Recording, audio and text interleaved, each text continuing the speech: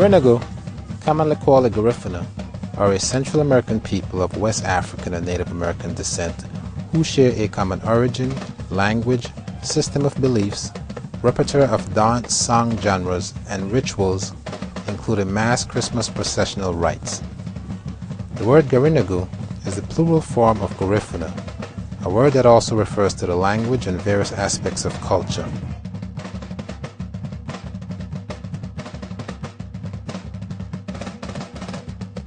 The Garifuna in Dangriga, Belize celebrate Christmas with music, dance, and costume in a variety of ways. These include indigenous mass dance and song forms of mimicry, as well as stylized dances introduced by Europeans. Social etiquette clubs devoted to the proper training of men and women perform choreographed dances at annual events called Grand Balls.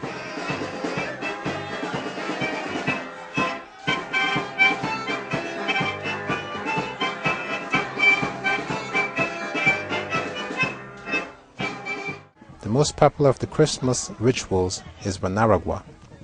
In this house-to-house processional of music and dance, Garifuna men in Belize, formerly British Honduras, adorn themselves with colorful regalia to mimic and mock British military customs. Through movement and music, they imitate the customs of past foreign oppressors and symbolically empower themselves while affirming their identity. Wanaragwa, also called Junkanoo, is a Garifuna word for mask. Junkanoo is a generic term for African-derived mass processionals performed during the Christmas season in several locations in the New World. Such processionals traditionally involve mimicry and are a synthesis of elements of African harvest celebrations and ancestor rituals and secret societies, and English mummers plays and Native American festivals.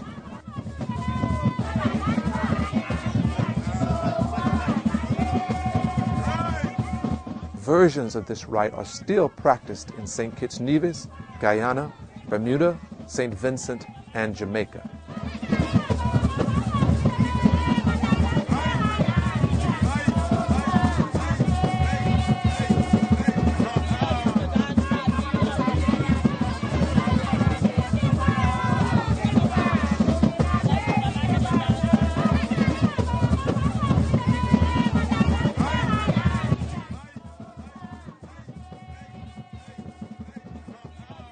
It is believed that the ritual may have been brought to Belize and Central America by migrant Jamaican workers because of strong similarities in costumes.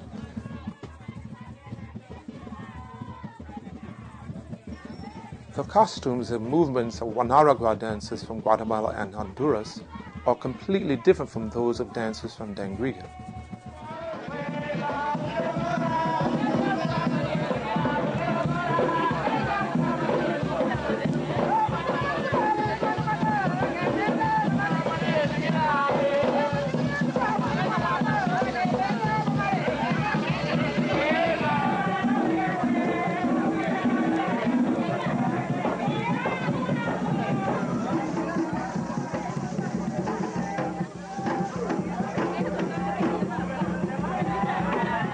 Some Garifuna believe that the wearing of dresses by men might be traced to several incidents on St. Vincent, the eastern Caribbean island that is the birthplace of Garifuna life and culture.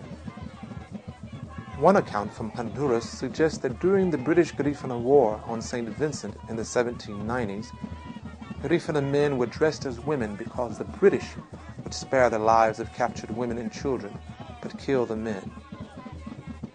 Another account states that Garifuna men were dressed as European women to avoid capture and possible slavery. Some Guatemalans describe Junkanoo as a war dance of remembrance to recall Garifuna victories over the European enemy. Another source references a conversation between Chatouillet, the paramount chief of the Garifuna on St. Vincent, and his wife, Baroda. Chatouillet had 5 wives, and Chatouillet was such a great figure that Agostino Neto, an Italian painter, was invited to St. Vincent to draw a picture of Chatouillet and his 5 wives. This was how important he was. This was around 1760s. And that's the only picture we have of Chatouye.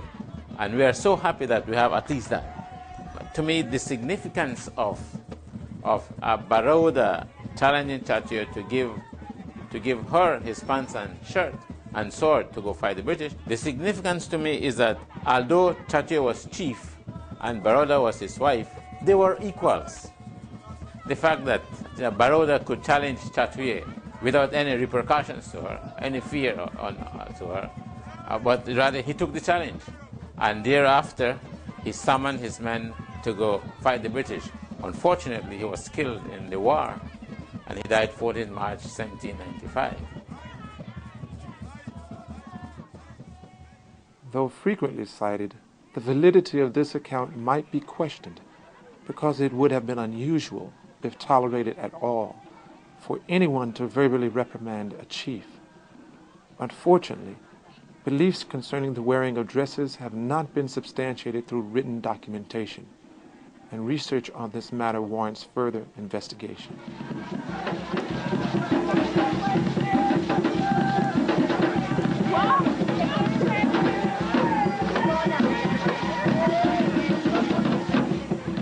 Junkanoo is also the name of the popular Christmas carnival celebration in the Bahamas.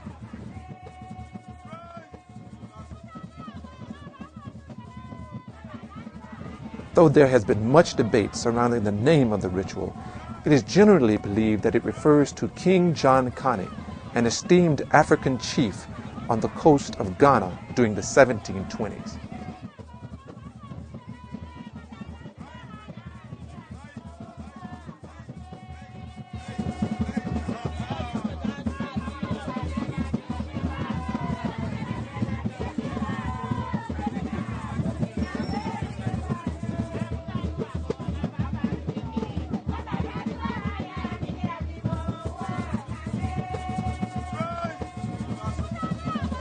Recent research supports the theory of the survival of an African practice in Jamaica known as Mayo, a lost form of possession healing. Several scholars believe the term Junkanoo is derived from the Congo words Nza and Canoe, meaning world or universe of ancestors or spirits, suggesting that the group of participants feature a variety of spirit, human, and animal-like characters. The association of Junkanoo to ancestor rituals in Jamaica can be found today in the Goombay play, which decades ago included the destruction of a house-shaped headdress.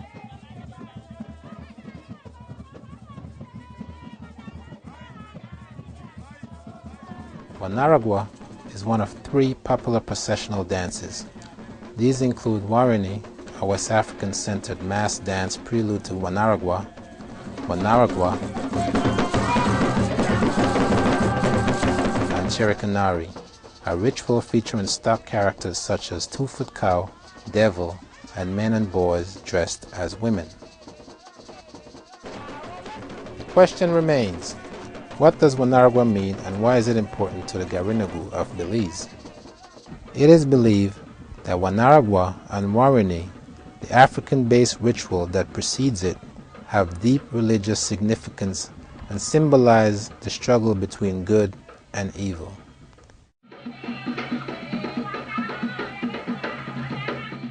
Years ago, on December 24th, the drumming and singing that signified the beginning of Warini could be heard coming down the river. The Warini roamed the streets all day and went from house to house, representing the evil that would pollute and destroy all goodness.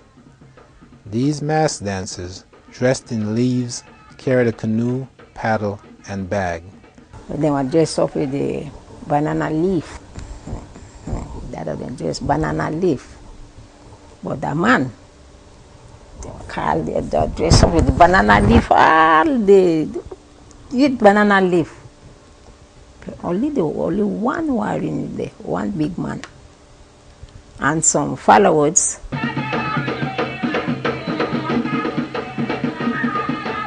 The warrior is unkempt, dirty. The warrior is furtive. He's afraid of something. He keeps glancing as if he doesn't want to be caught doing something. He's always looking back, looking up. The dancing and drumming of Warani and Wanaragwa is primarily a competition in which the challenge for the lead drummer is to rhythmically interpret the unique movements of each dancer.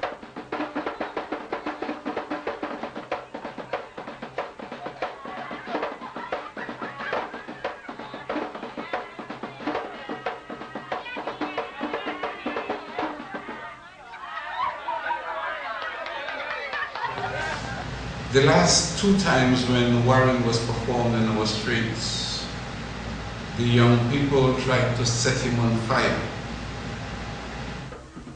They know how to do Warren, especially nowadays days. Some bad boys so rude. They want to burn that banana leaf for them.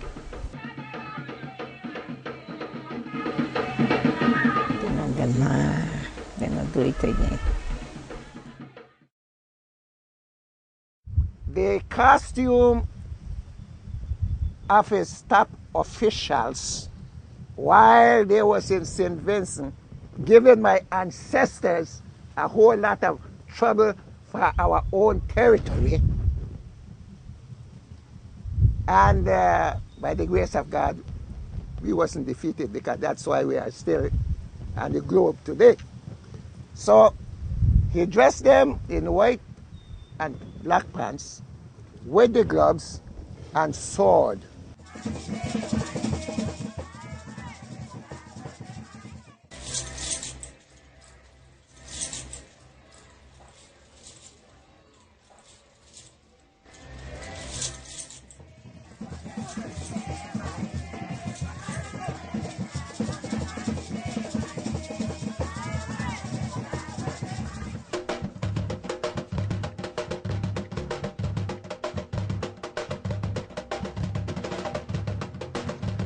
The reason why they wear the pink and green is for the birthday of Christ.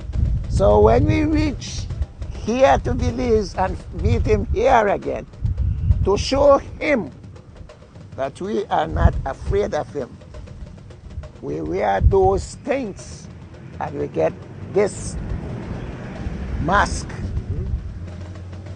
They resemble the face of the British people. The feather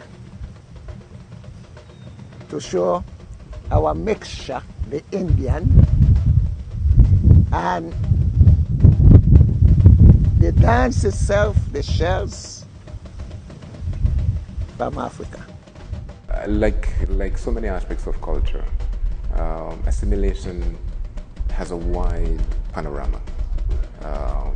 Where things come, they're changed a little bit, but then also you yourself are introducing new elements into it, which in a way is the Garifuna culture, by itself. So it is a culture of assimilation, but always giving to it an identity which is Garifuna.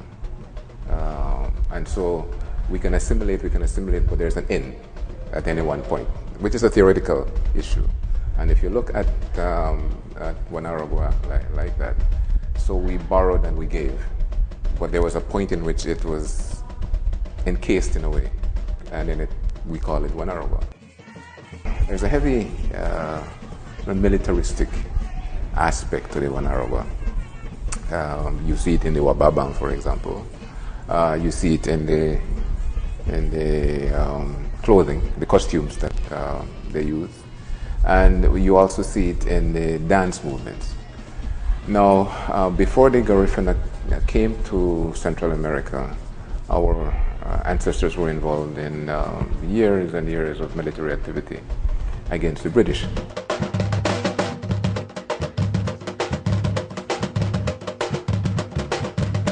And on their arrival in Central America, they arrived into a Central America where there was a lot of conflict, and that was resolved militarily. Central America at that time was in pieces, and so different factions were fighting against each other.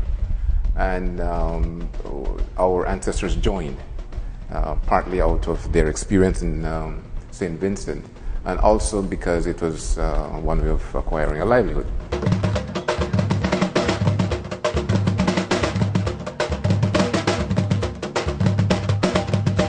the militaristic component of the Wanaragua as we know it today, I think has a lot to do with the experience of the Garifuna people.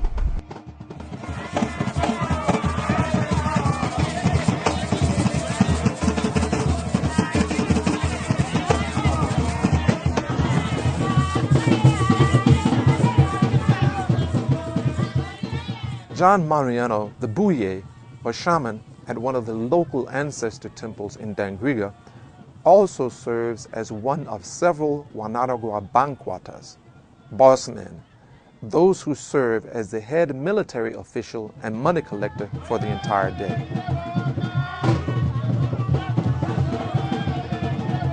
I've been thinking about the word banquata, and it seems to me to be a corruption of quartermaster.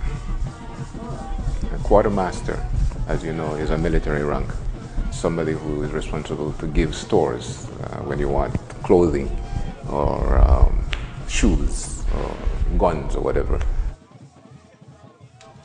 Participants include the banquata, 3 drummers, a flag bearer, and several members of the Gayusa, a chorus usually made of women.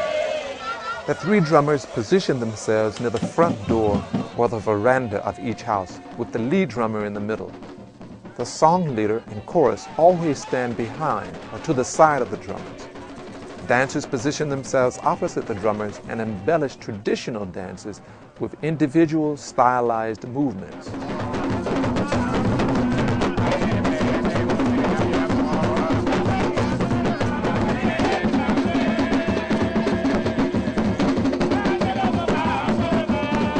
Dancers enter the ring one after the other, each challenging the primero drummer to rhythmically interpret his movements.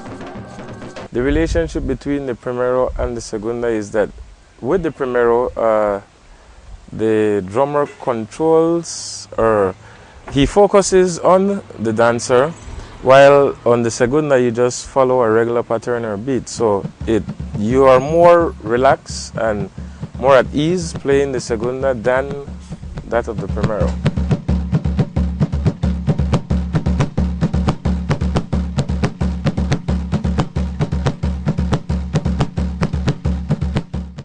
Wanaragua is the most difficult rhythm to perform because usually in other rhythms, the drummer plays and the dancer dances to that rhythm. With the Wanaragua, the drummer plays for the dancer. So it becomes a challenging thing between the drummer to always be on top of his game to catch whatever the dancer throws at him.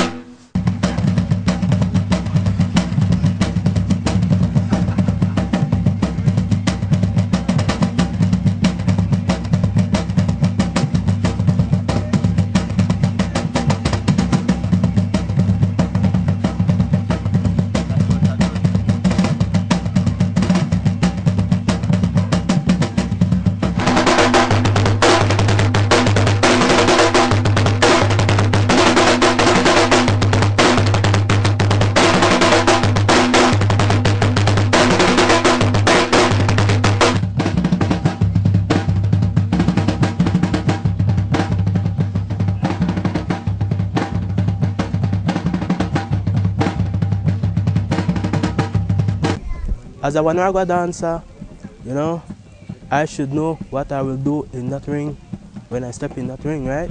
And the drummer will look at my feet, right, and play to my suit, you know, play to my rhythm.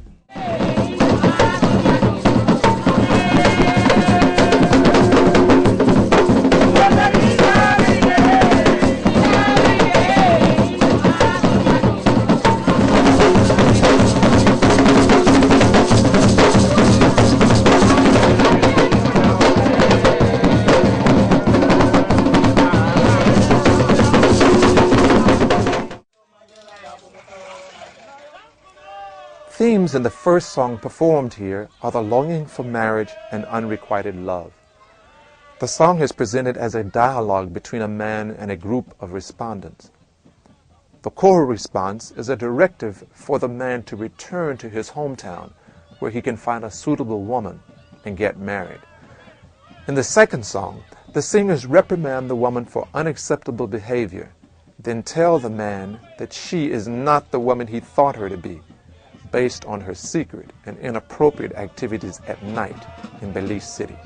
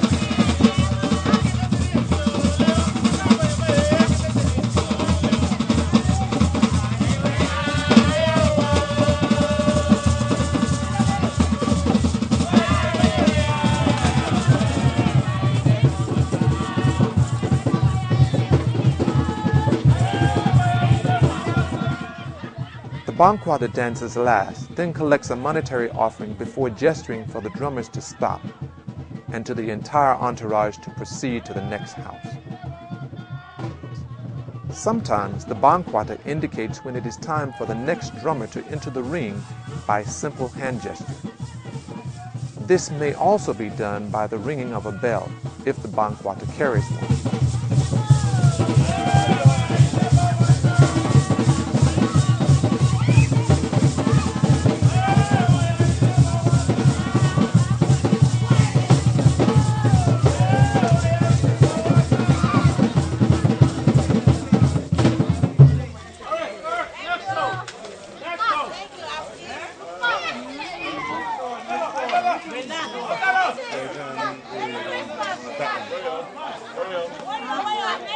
Merry Christmas, Happy New Year.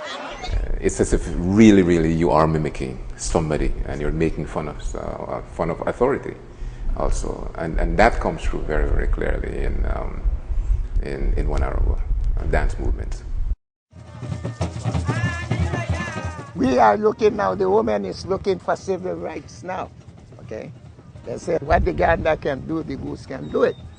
But today there was going to be a woman,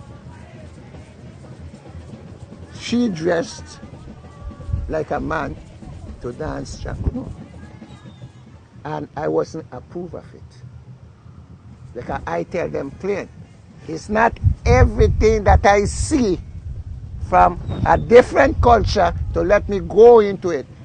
With Garifuna man, the woman have her part and the man have his part. And this is the way the Junkanoo have been. This is the way it was turned down to, it was passed down to me, and I believe this is the way I'm going to run it.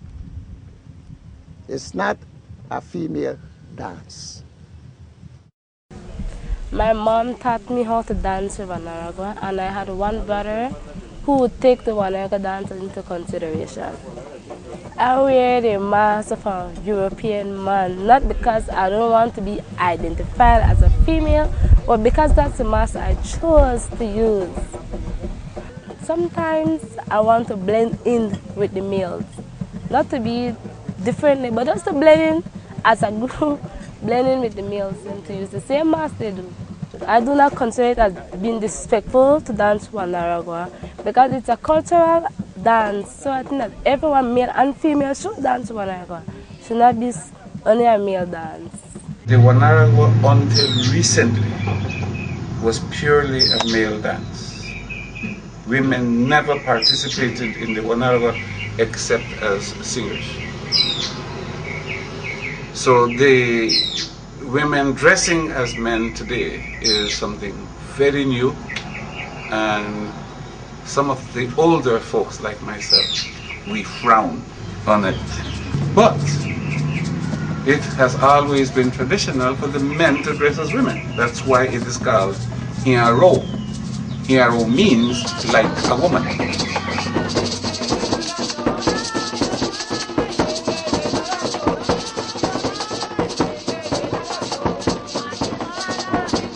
We have to look at the basis of Garifuna culture as being fairly egalitarian, where men and women have specific roles, but they're complementary.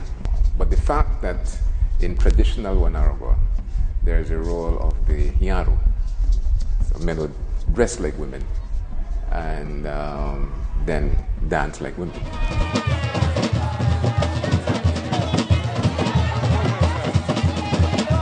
The male can be female for this moment, or the female can be male for this moment. That adds to the fun. You know, you could see traditional males who feel possibly threatened by what has been happening. More women participation. But then there are also others who will say, well, let's maintain it and let's try and see if we can recapture some of those glorious moments that you're talking about.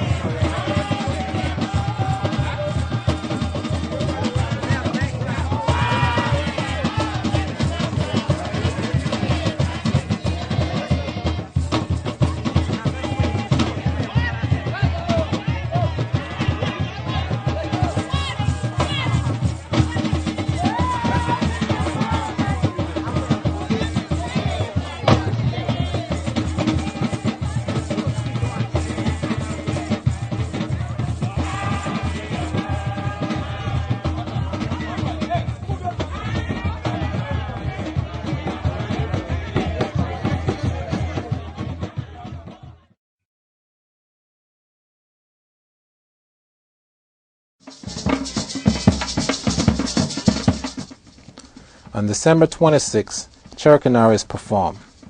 The day after Christmas is traditionally known as Boxing Day, a term retained from the days of slavery in the British Caribbean colonies, when the master and missus of the plantation would box up leftover portions of food and distribute them amongst the slaves.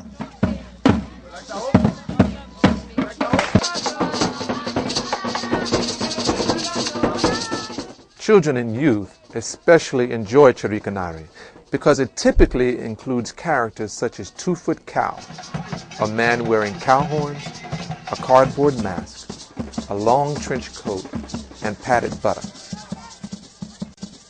The ritual also includes devil and often two or more hianru, men dressed as women. The characters dance to the accompaniment of one or two drums, a shaka, a calabash rattle, and a single melody repeated continuously on a harmonica.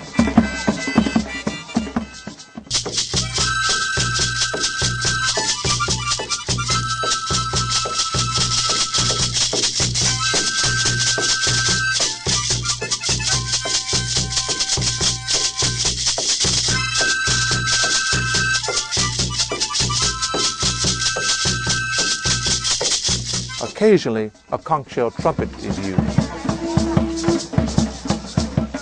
Drummers sometimes perform responsorial songs. Chiricanari dancers are mute like those of Wanaragua. Well, I was taught to perform Chicanare, and my interest came in Chicanare from my Garifuna elders. My grand used to take me along dancing when I was a baby child. When I used to dance, I only got 10 cents. A dime, 10 cents, and which was big money at that time. Onlookers find the antics and potentially dangerous actions of the 2-foot cow quite amusing. Sometimes the 2-foot cow decides to run through the crowd of onlookers. If they do not clear a path for him, he does not hesitate to charge head first into the crowd. Surprisingly, injuries rarely occur, and the victims and the onlookers laugh in amusement. Older Hieros, dressed in long evening gowns or short skirts, are known to dance rather provocatively to entertain onlookers. Some of the songs in Chicanare is about the way you muddle, the way they tease, or, jinx the cow. I can remember one year when the guy Philip, they call Fee, his AK Fee, was dancing the hunter man with an iguana. And he played with that iguana by his mouth, and he played with that iguana by his mouth, and the iguana bit his mouth. So the followers, they make a song right there and then.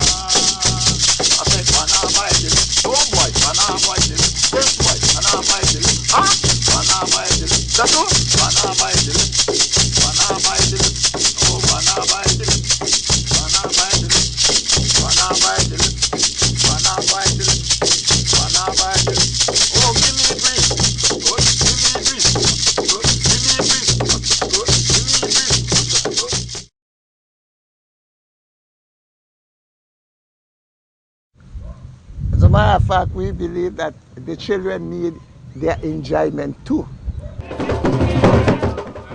On January 6, large numbers of children perform Wanaragua.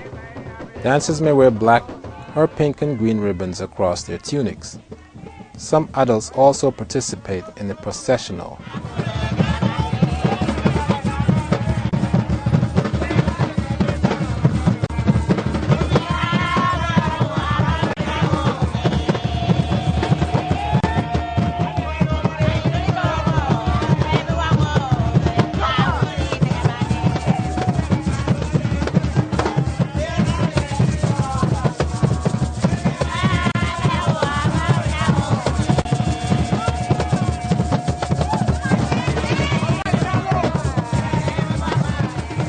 Children's costumes are exactly like those worn by adults.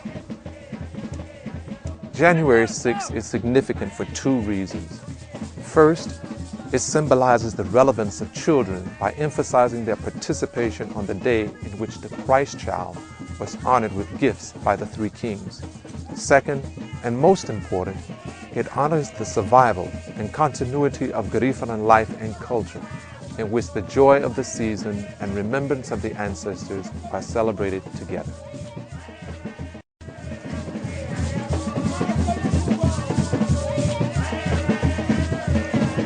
Whoever have been doing the promotion are individuals. Of course, we have to give credit to John Mariano in Dangriga and a few other people. So this is a good case study of an activity a social commentary dance, which has taken on its own change, almost from within, Yes. in an endogenous fashion. It has taken on its own change. Maybe there are not too many aspects of our culture that have changed from within as much as Wanarago has changed from within, with minimal focus and input from outside. And that makes it a case study again for a cultural activity, and in this case, a social commentary. I think that what we need to do now, and I see your effort as a part of this, is to deliberately take it on as a project. Not necessarily with the whole meaning of outside funding and that kind of thing. By a project, I'm saying to study it, to have more people involved in doing it, researching it, commenting about it, writing about it, doing videos about it. In other words, to let it get the kind of respect that it deserves as a cultural form, a cultural icon. Even though our young people are not learning the language as well as they used to, it wouldn't do to translate the songs into English. First of all, because it would be a challenge to do a translation and fit those Spanish or English or Spanish words to the music, the melody and the rhythm. And secondly, we have to make an effort to preserve the language. The songs were originally in Garifuna, and I believe that they should remain as they were composed. What we have to do is redouble our efforts, I think, to ensure that our young people have the opportunity to learn.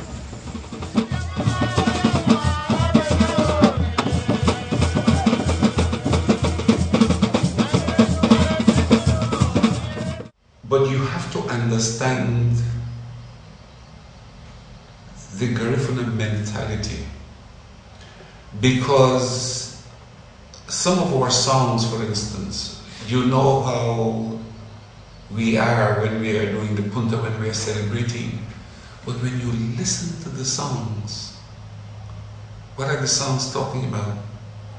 The songs are talking about sadness, about death, about mourning.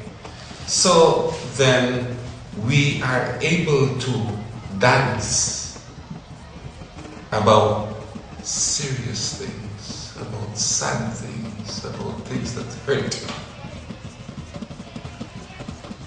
When we are being put down, when we are being enslaved, when we are being lashed, when we are being tortured, we can sing and dance about that. That is a uniqueness of the Garifuna. So that even in slavery, we are able to raise ourselves for that moment out of the slavery. And that is probably the reason why we call it Liura Homo Obo, the lifting up of our hearts from the world. When we play our drums, it's all lifting above the heart. I think Wanarago is most important to the Garifuna people because it reminds us of who we are as Garinago, our struggles, our fears, our encounters, coming from all the way from St. Vincent here to Belize. So I think it keeps us in line of who we are.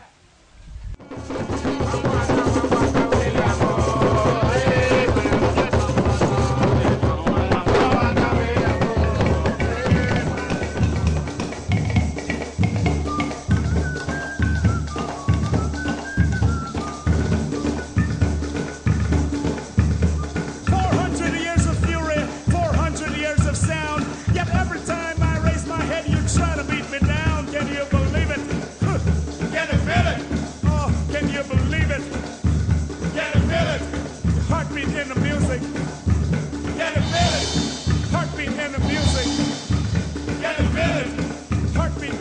say